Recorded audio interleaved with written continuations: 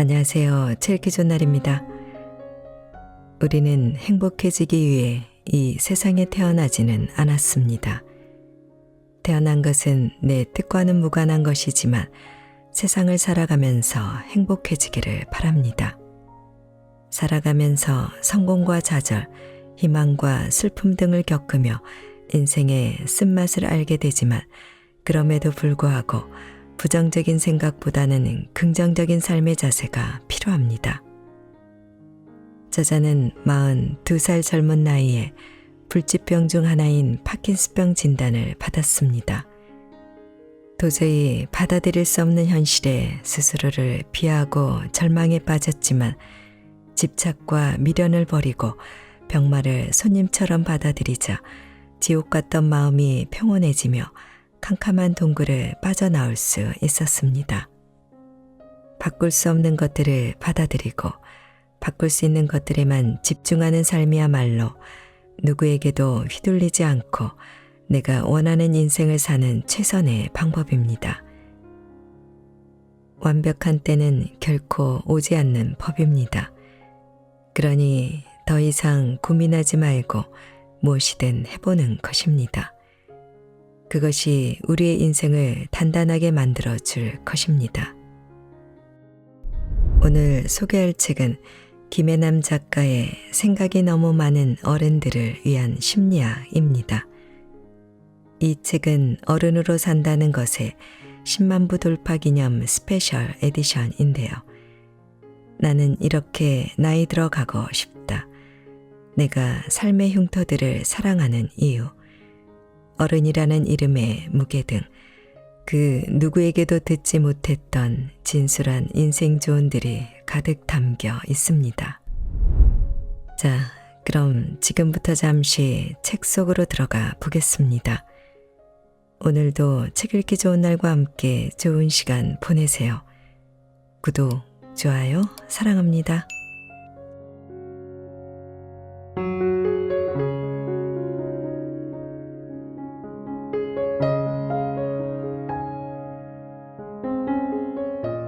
나는 이렇게 나이 들어가고 싶다. 나이가 들어갈수록 우리는 잃는 것이 더 많을까? 아니면 얻는 것이 더 많을까? 나이가 들면서 사라지는 것을 생각해 보자. 젊음, 탄력, 검은 머리, 체력, 건강, 열정, 성기능, 기억력, 친구나 배우자와의 사별, 남아있는 시간. 그렇다면 나이가 들수록 우리에게 많아지는 것은 어떤 것일까? 나이, 자손, 주름살, 뱃살, 검버섯, 고집, 잔소리, 격정, 회한, 버려야 할 가구나 옷까지, 외로움. 나이가 들수록 얻는 것도 많지만 그 가운데 좋아지는 것을 꼽으려니 얼마 되지 않아 보인다. 이전 시대에는 연륜으로 다져진 연장자들의 지혜가 후세들의 삶에 매우 중요한 지침이 되었다. 그래서 어려운 일이 부닥치면 젊은 사람들은 의례 그 마을의 가장 연장자인 어른을 찾아가 자문을 구했고 연장자들은 평소에도 대접을 받을 수 있었다. 우리가 죽음을 알고도 이 세상을 살아갈 수 있는 것은 우리가 죽더라도 후대의 삶을 통해 우리의 삶도 이어질 수 있다는 믿음 때문이다.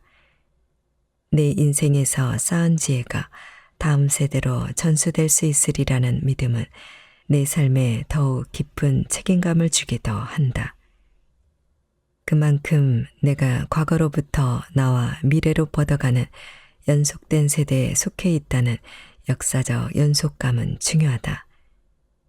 그러나 현대처럼 빠르게 변화하는 시대에서 이전의 지식은 금방 쓸모가 없어진다. 과학기술의 빠른 발전이 전 세대의 지식을 쓸모없는 것으로 만들어버리기 때문이다. 그러다 보니 나이 든 사람들의 생각은 고리타분한 낡은 것이 되어버려 아무도 그들의 소리에 귀를 기울이려 하지 않는다. 그처럼 역사적인 연속감을 상실해버린 사람들에게 나이 드는 것은 젊음과 아름다움, 명성 그리고 매력을 잃어버리고 그로 인해 쓸모없는 사람이 되어버림을 뜻한다. 그래서 인류학자 마거린 미드는 30대 이후의 사람들에게 종종 이렇게 말했다고 한다. 우리 모두는 젊은이들의 세상으로 이주해온 이민자들이야.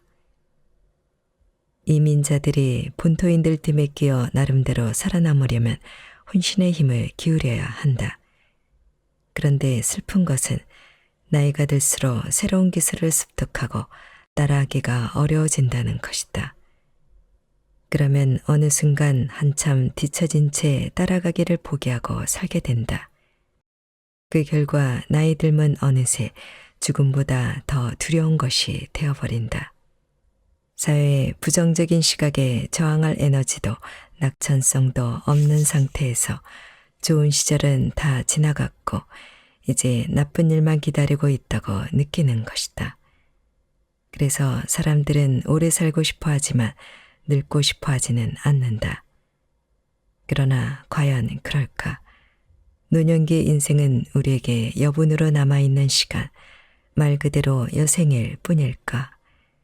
그래서 철저히 외면하고 싶은 두려운 현실일 수밖에 없는 것일까?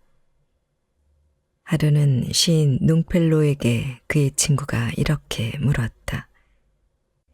이보게, 친구 오랜만이야. 그런데 자네는 여전하군. 그 비결이 뭔가? 이 말을 들은 농펠로우는 정원에 있는 커다란 나무를 가리키며 말했다.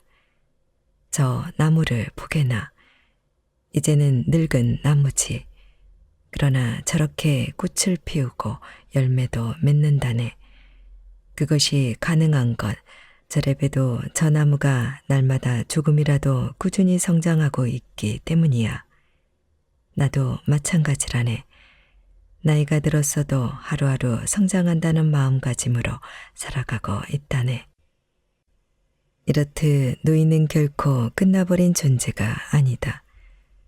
살아가는 동안 우리는 순간순간 성장하기 위한 새로운 과제를 부여받는다. 그래서 인간은 죽을 때까지 끊임없이 다듬어지고 재배열되며 새롭게 교정된다. 그러므로 우리는 늙어서도 성장하고 발전할 수 있다. 인생의 각 단계는 우리에게 새로운 변화의 기회를 제공하기 때문이다. 인격도 마찬가지다. 70, 80, 90살이 지나서도 꾸준히 변화한다. 이때 나이 듦을 어떻게 바라보느냐에 따라 그의 삶은 비참하고 삶의 회한만 가득한 인생이 아니라 여전히 욕망하고 변하는 능동적인 인생이 될 수도 있다. 미국의 하버드대 심리학과 교수 앨런 랭어는 1979년 어느 날 오하이오주 지역신문에 70대 후반에서 80대 초반의 남성들을 모집하는 광고를 냈다. 만약 심리적 시계를 20년 전으로 되돌리면 사람의 신체에 어떤 변화가 있을까 알아보기 위해서였다. 앨런 랭어 교수는 한 수도원을 20년 전인 1959년과 같은 환경으로 꾸민 다음 실험 참가자들에게 일주일 동안 1959년으로 돌아가 마치 그 시간을 사는 것처럼 살게 했다. 그래서 참가자들은 배너, 뜨거운 곳이 좋아 등의 영화를 보고 라디오에서 흘러나오는 네킹콜의 노래를 듣고 당시의 시사적인 문제를 놓고 토론을 벌였다. 단 가족이나 간병인의 도움 없이 스스로 무엇을 먹을 것인지 결정하고 요리를 하고 설거지와 청소도 스스로 해야만 했다. 그런데 그렇게 산 지 일주일 만에 놀라운 일이 벌어졌다. 참가자 전원의 신체 나이가 실험 참가 전보다 최소 2에서 3년 젊어진 것이다. 시력과 청력, 기억력이 향상됐고 지능이 좋아지고 걷는 자세도 좋아졌다. 누군가의 부축 없이는 걸음을 내딛기도 힘들었던 한 노인은 지팡이를 집어던지고 꼿꼿한 자세로 걷기 시작했고 또 다른 노인은 미식축구 경기에 동참하기도 했다.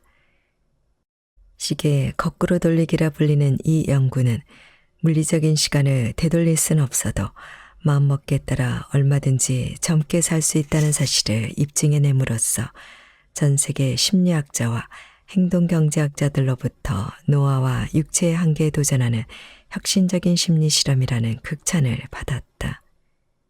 이와 관련해 앨런 랭어 교수는 다음과 같이 말했다.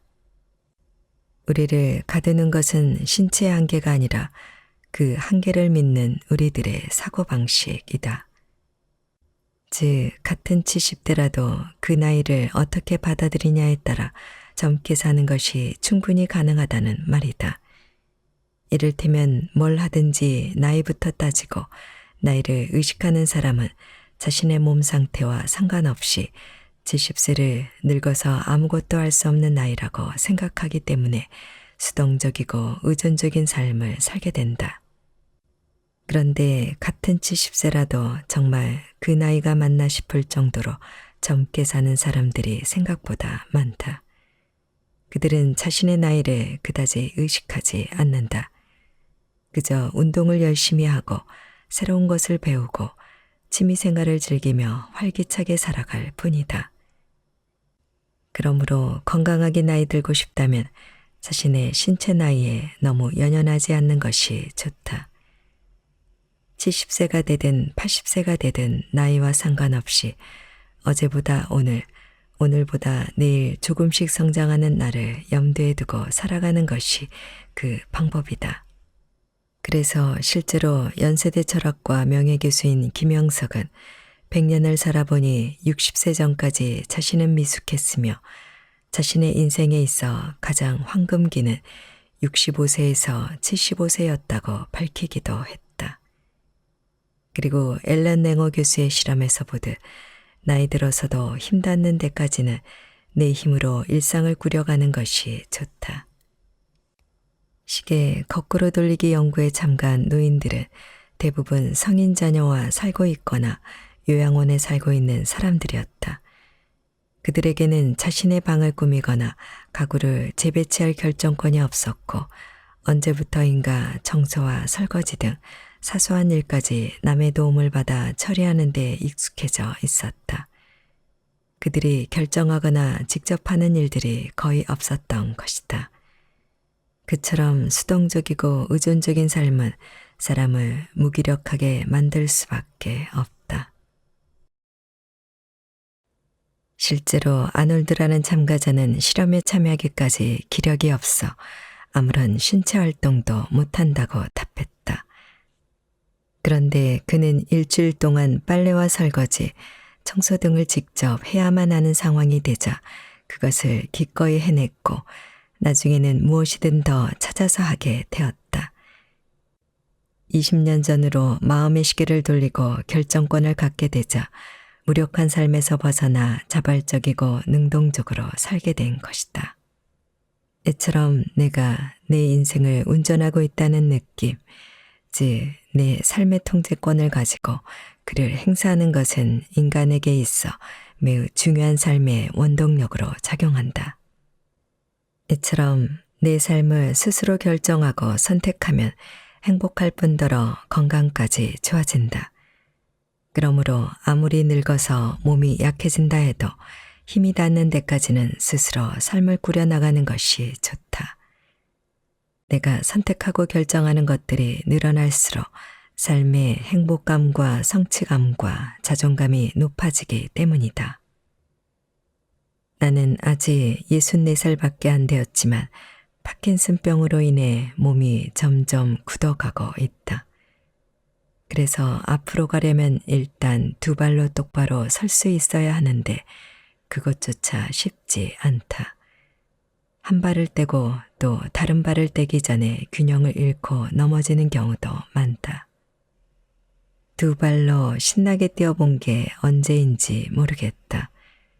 게다가 팔과 손가락도 내 마음대로 움직이지 않다 보니 시간이 흐를수록 할 수 없는 일들이 하나둘 늘어만 간다. 요즘은 어쩔 수 없이 간병인의 도움도 많이 받고 있다. 타인에게 의존할 수밖에 없는 처지가 써 유쾌하지는 않지만 받아들여야 할 현실이다. 하지만 그럴수록 나는 지금 이 순간에 무엇을 할 것인가 신중히 선택하고 결정한다. 오늘 누구를 만날지, 구순의 어머니와 점심으로 무엇을 먹을지, 머리를 염색할지, 어떤 영화를 볼지, 어떤 책을 읽을지, 친구에게는 어떤 문자를 보낼지 고민하고 결정한다. 너무 아파 꼼짝도 못하고 누워있을 때는 덜 아픈 시간에 무엇을 할지 생각해 본다. 그러고 보면 나는 아직도 많은 것을 결정하고 선택할 수 있으며 그럴 수 있어서 참 다행이라는 생각이 든다. 세상엔 아직도 내가 모르는 것들이 너무도 많아 공부할 게 많다는 것도 기쁘다. 기왕 오늘 나는 눈을 떴고 일어났으니 재미있게 살면서 좋은 추억을 많이 만들어야겠다. 그것이 내가 오늘을 보내는 방식이고 나이 들매 대처하는 자세이다.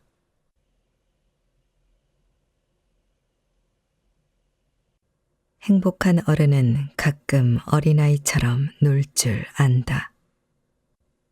어릴 때 나는 소꿉놀이를 무척 좋아했다. 엄마가 다 쓰고 버린 화장품 통을 무슨 보물인 양 고이 간직하고 입 빠진 접시나 조개 껍질을 모아 살림을 마련하곤 했다.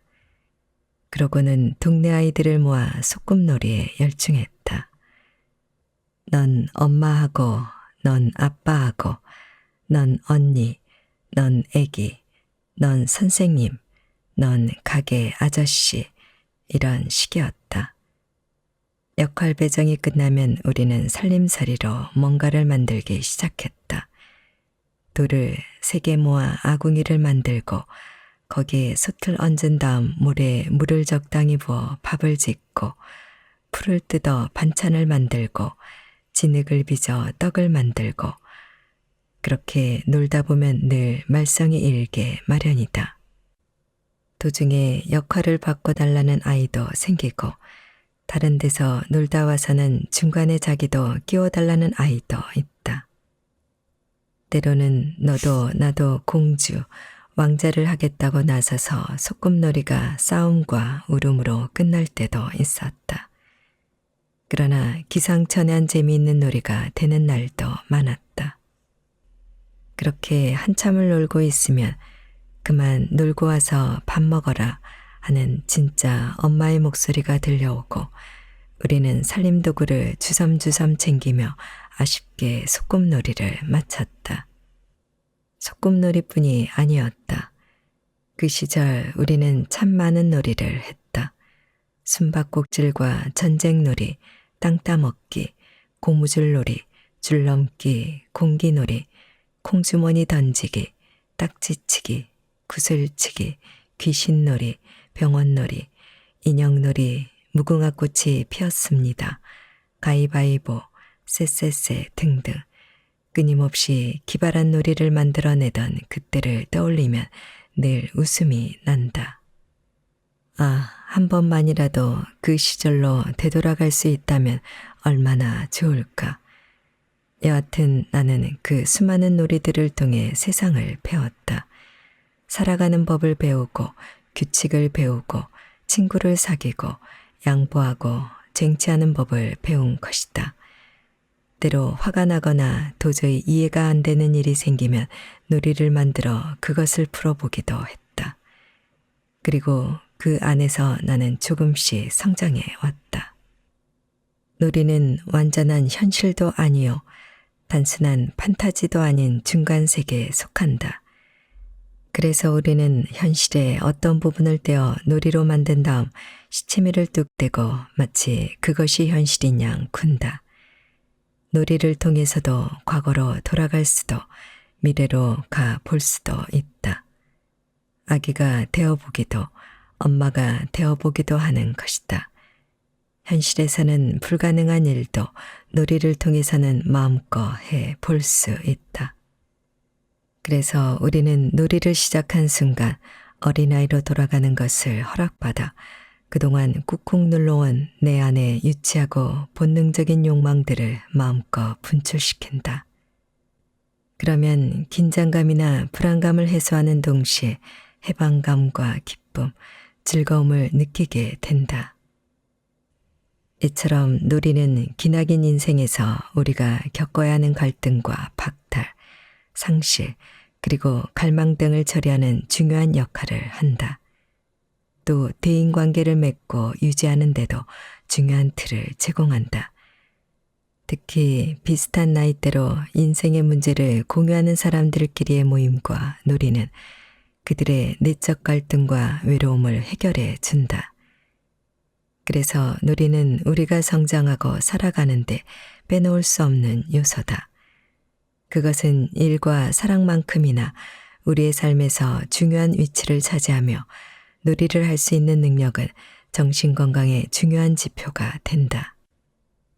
그런데 우리는 어른이 되면서 차츰 노는 법을 잊어버린다.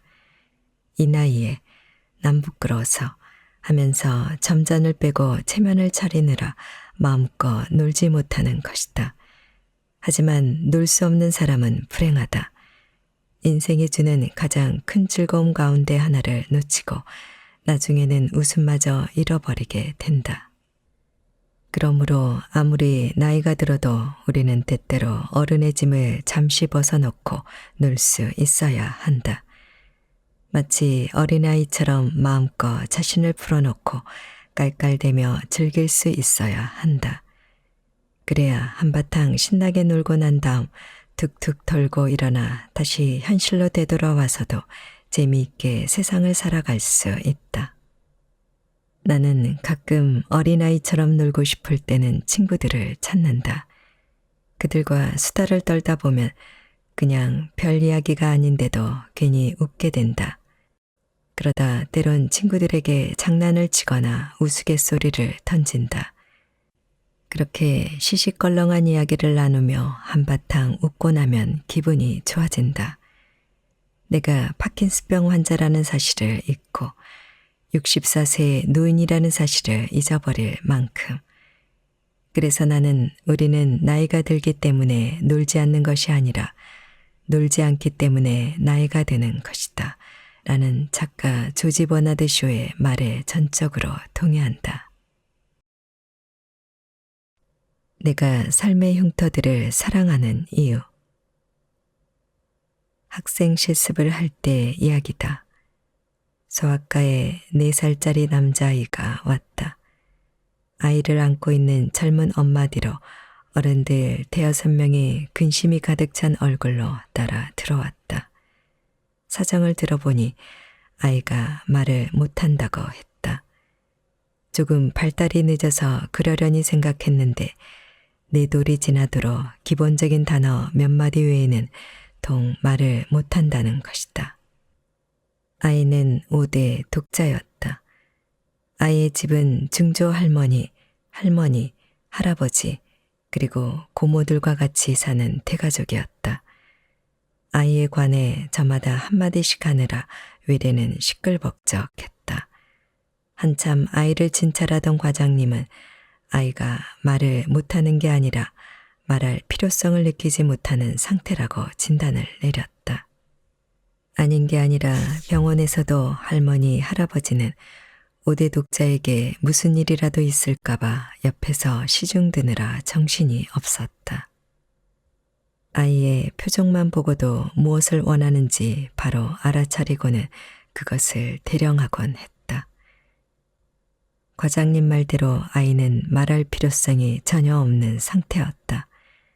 가만히 있어도 주위 어른들이 자신의 표정을 읽고 적적 다 해주는데 굳이 말하거나 소리내어 울 이유가 없었던 것이다. 이처럼 모든 것이 충족되는 상황에서는 아이 스스로 어떤 것이든 배우고 경험할 필요가 없어진다. 만일 아이가 계속 그런 환경에서 커나갔다면 어떻게 되었을까? 아이는 계속 말하는 법을 익히지 못했을 테고 그러면 가족들 없이는 아무것도 할 수 없는 사람이 되고 말았을 것이다. 욕망이 좌절되었을 때 우리는 상처를 입는다.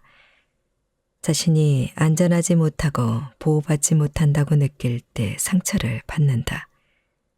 자존심이 상하고 모욕감이나 수치심을 느낄 때도 상처를 입는다.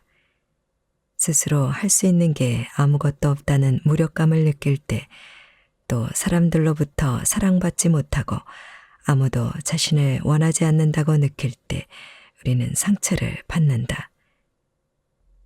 다시 말해 우리가 무엇인가를 절실히 원하기 때문에 상처받는 것이다. 기본적인 생존의 욕구 말고도 우리는 안전하게 있고 싶고 사랑받고 싶어하고 최고가 되고 싶어하고 또 나만의 자율성을 지키고 싶어한다. 하지만 이러한 수많은 욕구들이 완전히 충족될 수는 없으며 다른 사람들의 욕구와 충돌하면서 상처와 흔적을 남긴다.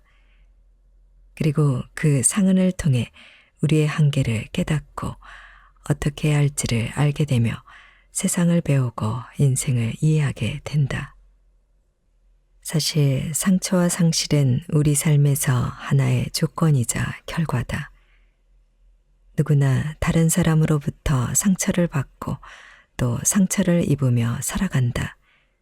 상처 없는 삶은 앞에서 소개한 아이처럼 우리의 사고 능력을 마비시키고 성장의 필요성을 느끼지 못하게 하여 오히려 불구자로 만들 수 있다. 살아가면서 우리는 자신도 모르게 손등에 긁혀있는 작은 상처부터 시작해서 때론 생명을 위협할 정도의 커다란 상처까지 순간순간 상처를 입을 수 있는 위험에 처하게 된다. 하지만 우리가 견딜 수 있는 범위 안에서의 상처는 오히려 우리를 강하게 만든다. 큰 전염병을 막기 위해 그 균을 약화시켜 몸에 주입하여 면역력을 키우는 예방주사처럼 작은 상처나 상실은 나중에 올지도 모르는 큰 상처나 상실을 대비할 수 있게 한다. 성장한다는 것은, 어른이 된다는 것은 옛 것을 보내고 새로운 것을 맞아들이는 과정이다. 친숙했던 것들과 이별하고 소중했던 것들을 떠나보내는 것은 고통스러운 일이기에 모든 성장에는 성장통이 따른다. 이러한 성장통은 우리가 자라고 성숙하기 위해 꼭 겪고 넘어야 할 산이다. 그 산을 넘은 뒤에야 우리를 기다리고 있는 새로운 것들을 맞아들일 수 있다. 우리는 살아가면서 자연스럽게 받아들여야 하는 것 말고도 종종 예기치 않았던 상실을 겪기도 한다. 갑작스럽게 이사를 간다든지 부모와 이별을 한다든지 사고로 사랑하는 사람을 잃는다거나 또는 질병으로 건강이나 신체 일부를 잃는 고통과 불행을 겪기도 한다. 그뿐만 아니라 꿈과 희망을 잃거나 자존감이나 자신감, 가치관을 상실하기도 한다. 때로는 세상과 사람들에 대한 믿음이 사라지기도 하고 자신이 뿌리박았던 문화나 세계적 지도자나 예술가, 영웅의 상실을 경험하기도 한다. 또 전쟁이나 테러로 인해 수많은 사람들이 죽어가는 것을 보면서 인간성의 상실을 경험할 때도 있다. 예측하지 못한 크고 작은 상실을 겪고 상처를 받을 때마다 우리의 몸과 마음은 피눈물을 흘린다. 그러나 얼마 안 있어 피와 눈물이 멎으면서 찢어진 상처 위로 새살이 돋아나기 시작한다. 그 새살은 이전보다 더욱 단단해져서 우리의 힘을 키우는 데 도움을 주기도 한다. 우리 모두는 자연 치유력을 갖고 있다. 모든 상처나 병을 이겨내는 것은 바로 자신이다. 자신에게 그러한 힘이 있다는 것을 모르고 있을 뿐이다. 사실 모든 의학적인 치료는 상처가 덧나지 않도록 보호하며 우리가 가진 자연 치유력이 잘 활동할 수 있도록 돕는 것에 불과하다. 우리는 상처를 극복하는 과정에서 숨겨진 자신의 힘을 발견한다. 그리고 상처를 이겨내고 새살이 돋으면 시련을 이겨낸 자신에 대한 기쁨과 자부심이 생긴다. 자신이 얼마나 가치 있고 소중한 존재인지를 깨닫게 되는 것이다. 그러나 모든 상처에는 흉터가 남는다. 그 흉터는 우리가 어떻게 받아들이냐에 따라 삶의 훈장이 될 수도 있고 숨기고 싶은 창피한 흔적이 될 수도 있다. 내 딸아이는 어릴 때 심장 수술을 받았다. 지금도 아이의 가슴에는 그때의 수술 자국이 길게 나 있다. 딸아이는 그 흉터 때문에 고민이 많았는데 어느 날 나는 상처 때문에 우울해하는 아이를 품에 꼭 안으며 말해주었다. 그 흉터는 바로 내가 큰 병을 이겨냈다는 징표란다.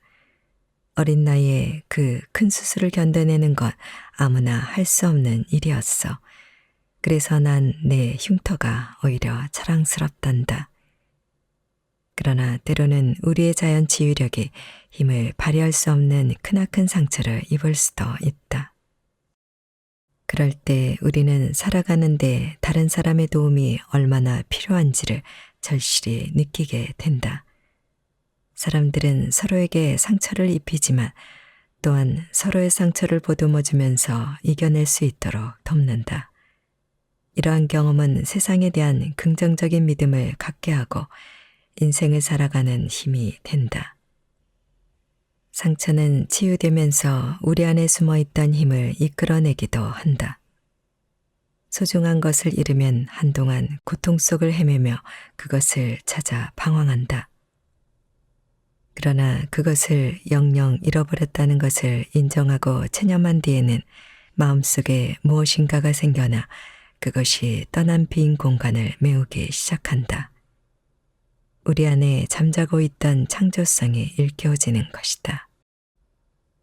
그럴 때 예술적인 재능이 있는 사람은 심금을 울리는 멋진 예술 작품을 창작하기도 한다.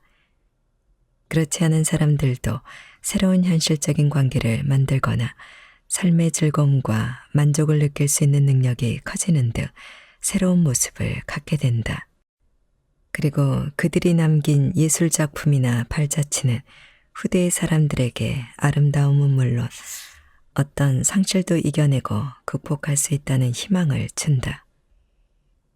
전쟁에서 총상을 입고 왼팔에 마비가 온 세르반테스는 그 슬픔을 몸을 즐기는 용감한 소설 주인공 돈키호테를 만들어냄으로써 창조적으로 승화시켰다.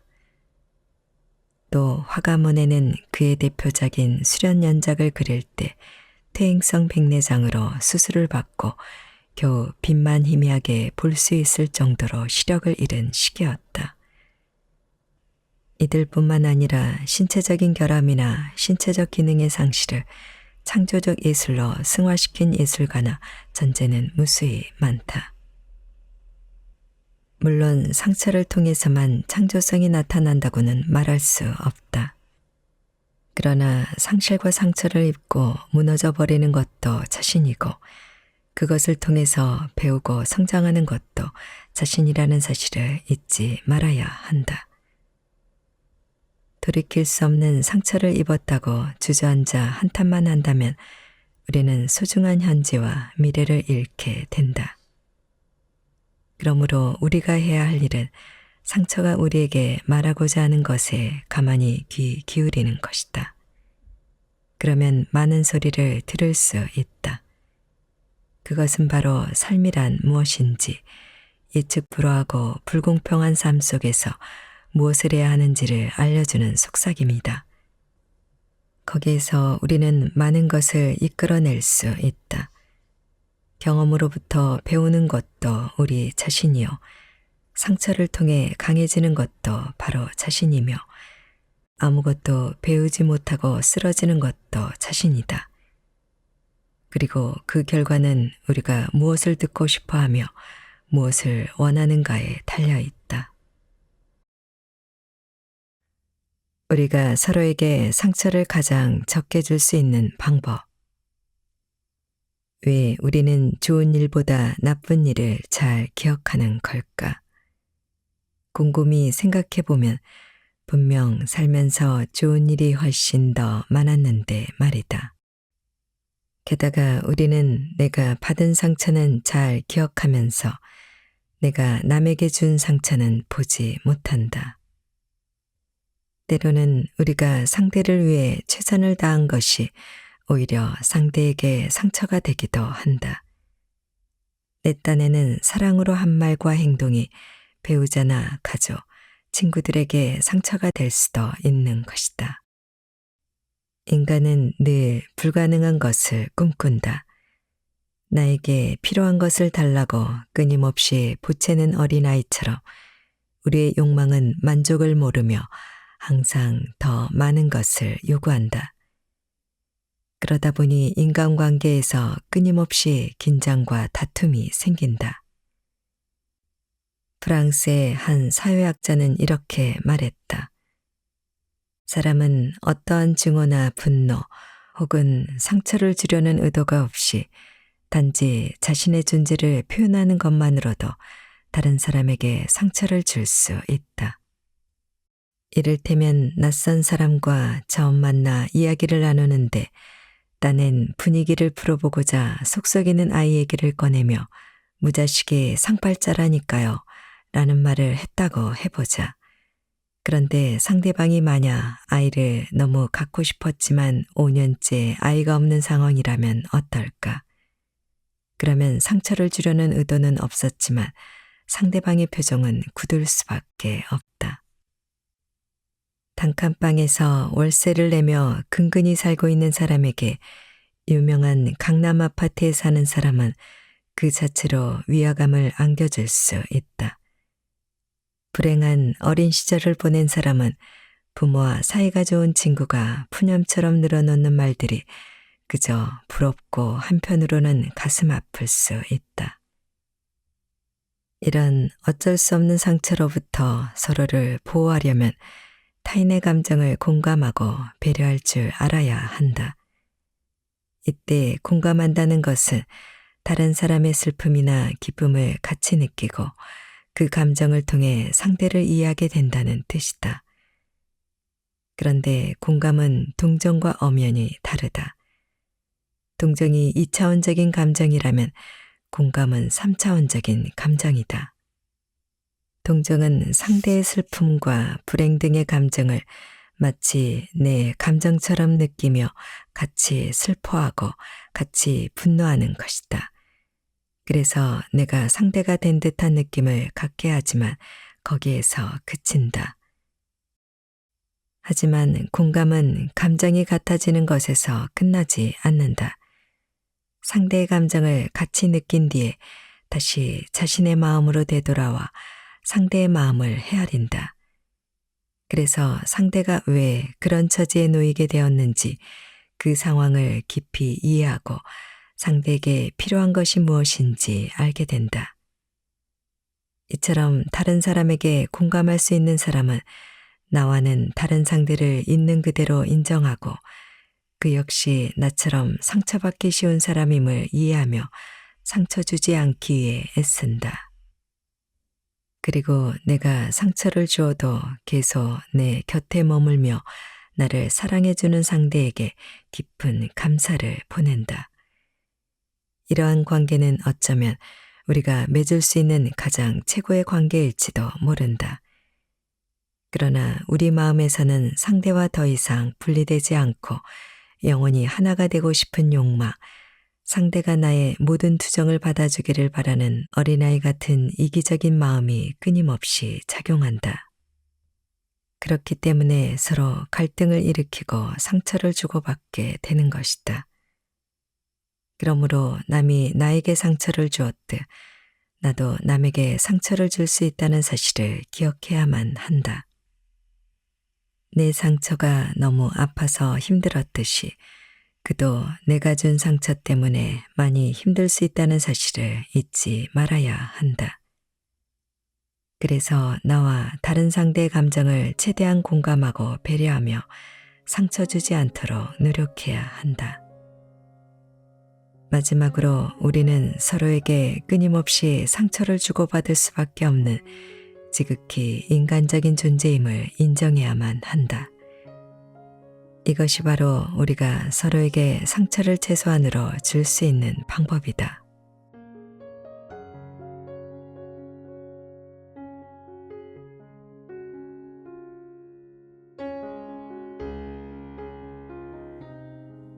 책 읽기 좋은 날 오늘은 여기까지입니다.